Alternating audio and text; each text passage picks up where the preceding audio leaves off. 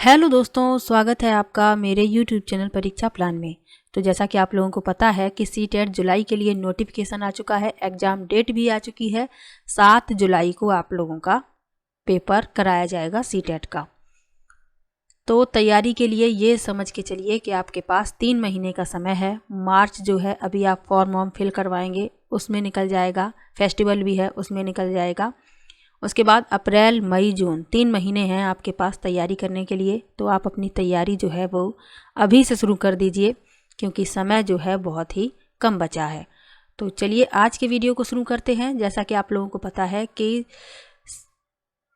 Science के previous year के questions को सॉल्व करा रहे हैं। तो ये जो पेपर है वह 2018 वाला है।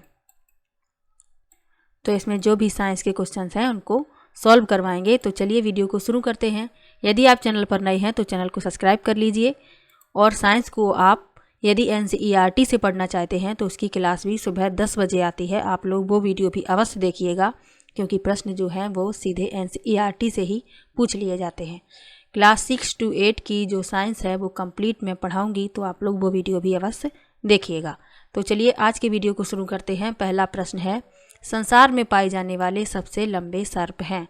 The longest snakes found in the world are. पहला विकल्प है वाइपर, दूसरा विकल्प है एनाकोंडा, तीसरा विकल्प है बोआ और चौथा विकल्प है जालीदार अजगर।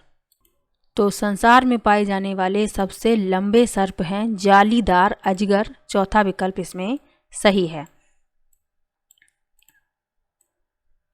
चौथा विकल्प इसमें सही है। ये लगभग 33 फीट लंबा होता है। तो ये भी याद रखिएगा, इनकी लंबाई होती है 33 फीट और ये संसार के सबसे लंबे सांप हैं। अगला प्रश्न है, विश्व भर में लोगों द्वारा योग क्यों किया जाता है। पहला विकल्प है यह एक आसान व्यायाम है, दूसरा है यह लोगों को स्वस्थ रखता है, तीसरा है यह भूख बढ़ाता है और चौथा है यह खुशियाँ लाता है। Yoga is done by the people in the world because. पहला विकल्प इसमें लिखा है it is a simple exercise, it keeps people healthy, it increases hunger और चौथा विकल्प है इट ब्रिंग्स हैप्पीनेस। तो विश्व भर में लोगों द्वारा योग किया जाता है क्योंकि यह लोगों को स्वस्थ रखता है। दूसरा विकल्प इसमें सही है, इट कीप्स पीपल हेल्दी। अंतर्राष्ट्रीय योग दिवस कब मनाया जाता है, आप लोग कमेंट बॉक्स में जरूर बताइएगा। अगला प्रश्न है, चेचक के टीके का आविष्कार के द्वारा किया गया। पहला विकल्प है रोनाल्ड रॉस, दूसरा विकल्प है रॉबर्ट कॉच, तीसरा विकल्प है एडवर्ड जेनर और चौथा विकल्प है अलेक्जेंडर फ्लेमिंग। तो चेचक के टीके का आविष्कार किया एडवर्ड जेनर ने। तीसरा विकल्प इसमें सही है। रोनाल्ड रॉस इन्होंने क्या किया, इन्होंने मच्छर के पेट में ताक झांक की थी सबसे पहले, और मलेरिया के मच्छर संचरण के ये खोज करता है। तो इनके बारे में याद रखिएगा। रॉबर्ट कॉच इन्होंने एंथ्रैक्स रोग, तपेदिक और हैजा के लिए जिम्मेदार बैक्टीरिया की खोज की थी, और अलेक्जेंडर फ्लेमिंग ने पेनिसिलिन की खोज की थी। तो इन लोगों के बारे में भी याद रखिएगा। अगला प्रश्न है, निम्नलिखित में से किसका उपयोग एक परिरक्षक के रूप में किया जाता है। पहला विकल्प है कॉपर सल्फेट, दूसरा विकल्प है सोडियम बेंजोएट, तीसरा विकल्प है अमोनियम सल्फेट और चौथा विकल्प है 2,3 यानी दोनों विकल्प। तो परिरक्षक क्या होते हैं ये भी तो जानना आवश्यक है। तो खाद्य परिरक्षक सूक्ष्मजीवी वृद्धि के कारण भोजन को संदूषित होने से रोकते हैं। यानी सूक्ष्म जीवों की वृद्धि के कारण जो भोजन संदूषित हो जाता है उसे बचाते हैं परिरक्षक। तो इन्हें ही परिरक्षक कहा जाता है। परिरक्षक इनमें से कौन कौन से हैं, तो सोडियम बेंजोएट और अमोनियम सल्फेट, इनका उपयोग किया जाता है परिरक्षक के रूप में। चौथा विकल्प इसमें सही है। अगला प्रश्न है, ईस्ट का उपयोग के उत्पादन में किया जाता है। पहला विकल्प है अल्कोहल, दूसरा विकल्प है दही, तीसरा विकल्प है चीनी और चौथा विकल्प है साधारण नमक। East is used for the production of.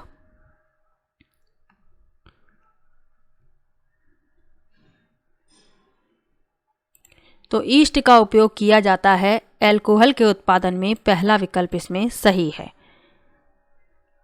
दही के लिए जो जीवाणु जो है जिम्मेदार है वह है लैक्टोबैसिलस, जो दूध को दही और पनीर में परिवर्तित करता है। चीनी यानी शर्करा कैसे बनाई जाती है? इसका निर्माण गन्ने के रस के शुद्धिकरण और जमने के बाद किया जाता है। साधारण नमक जो है यह समुद्र के खारे पानी के शुद्धिकरण और जमने के बाद प्राप्त होता है। तो यीस्ट का उपयोग किया जाता है अल्कोहल के उत्पादन में। अगला प्रश्न है माइटोकॉन्ड्रिया, एटीपी, राइबोसोम। तो माइटोकॉन्ड्रिया का संबंध एटीपी और राइबोसोम का है प्रोटीन से। तीसरा विकल्प इसमें सही है। माइटोकॉन्ड्रिया को कोशिका का ऊर्जा गृह कहते हैं, तो ये भी याद रखिएगा। और राइबोसोम जो हैं ये प्रोटीन के संश्लेषण में मदद करते हैं, तो तीसरा विकल्प इसमें सही है प्रोटीन। अगला प्रश्न है यदि एक सरल लोलक की आवृत्ति 2 हर्ट्ज हो तो यह 16 सेकंड में कितने दोलन पूरे करेगा? दोलनों की संख्या पूछी गई है। 16 का 2 में मल्टीप्लाई कर देंगे तो आपको मिलेगा 32 यानी 32। तो यह 16 सेकंड में 32 दोलन पूरे करेगा। तीसरा विकल्प इसमें सही है। 16 में 2 का कर देंगे गुणा। अगला प्रश्न है निम्नलिखित में से कौन सी धातु वायु में रखने पर जल उठती है? पहला विकल्प है सोडियम, दूसरा विकल्प है मैग्नीशियम, तीसरा विकल्प है जस्ता और चौथा विकल्प है एल्यूमिनियम।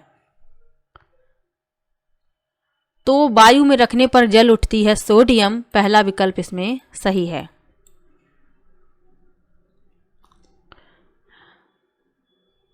तो इसे मिट्टी के तेल में इसलिए रखा जाता है, इसे मिट्टी के तेल में रखा जाता है।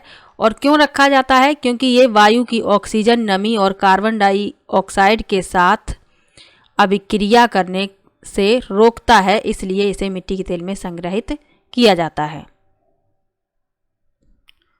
इसके अलावा मैग्नीशियम भी वायु में जल उठता है, लेकिन ये सोडियम से कम क्रियाशील है, तो ये भी याद रखिएगा। इसलिए इसका उत्तर जो है पहला विकल्प है।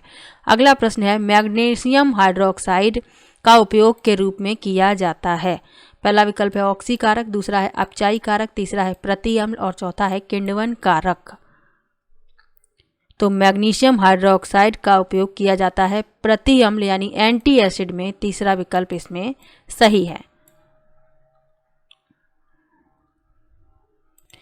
इसे ही मिल्क ऑफ मैग्नीशिया भी कहते हैं, तो आप लोग याद रखिएगा मैग्नीशियम हाइड्रोक्साइड, और इसे ही मिल्क ऑफ मैग्नीशिया कहते हैं। अगला प्रश्न है निम्नलिखित में से कौन सी गैस पॉप की ध्वनि के साथ जलती है? Which one of the following gases Burns with pop sound? पहला विकल्प है ऑक्सीजन, दूसरा विकल्प है हाइड्रोजन, तीसरा विकल्प है नाइट्रोजन डाइऑक्साइड और चौथा है सल्फर डाइऑक्साइड। तो पॉप की ध्वनि के साथ जलती है हाइड्रोजन गैस, दूसरा विकल्प इसमें सही है। अगला प्रश्न है निम्नलिखित में से कौन सा असंपर्क बल का उदाहरण है? असंपर्क बल के उदाहरण पूछे गए हैं। पहला विकल्प है गुरुत्वाकर्षण बल, दूसरा है पेशी बल, तीसरा है चुंबकीय बल और चौथा विकल्प है 1 और 2 दोनों।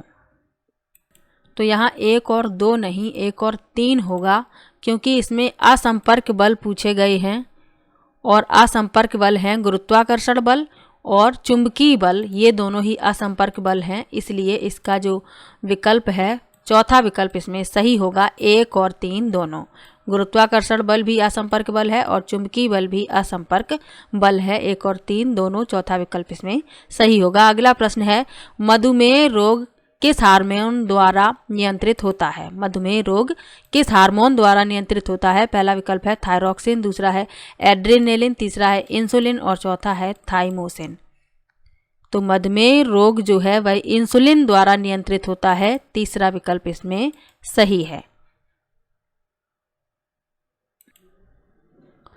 तो इंसुलिन का उत्पादन कौन करता है? तो अग्नाशय में इसका उत्पादन होता है, ये भी याद रखिएगा। अगला प्रश्न है निम्नलिखित में से कौन सा पेट्रोलियम का उत्पाद नहीं है?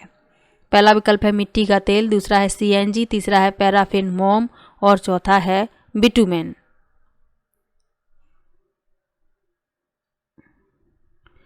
तो पेट्रोलियम का उत्पाद नहीं है सीएनजी, दूसरा विकल्प इसमें सही है। तो सीएनजी जो है यह पेट्रोलियम से प्राप्त नहीं होती, यह संपीड़ित गैस मीथेन होती है, कंप्रेस्ड गैस होती है मीथेन। तो इसलिए दूसरा विकल्प इसका उत्तर है, अगला प्रश्न है, रेड डेटा बुक का रिकॉर्ड रखती है। किसका रिकॉर्ड रखती है ये पूछा गया है। पहला विकल्प है संकटापन्न प्रजातियों, दूसरा विकल्प है विलुप्त प्रजातियों, तीसरा है वनस्पति और चौथा है पशु वर्ग।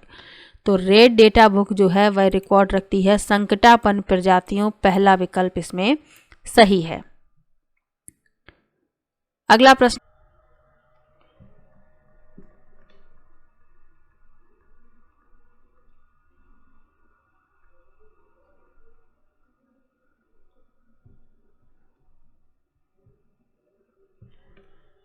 अगला प्रश्न है, जूते के सोल असमतल क्यों किए जाते हैं। पहला विकल्प है जूते को और मजबूती देने के लिए, दूसरा है जड़त्व घटाने के लिए, तीसरा है जड़त्व बढ़ाने के लिए और चौथा है जूते का जीवन बढ़ाने के लिए।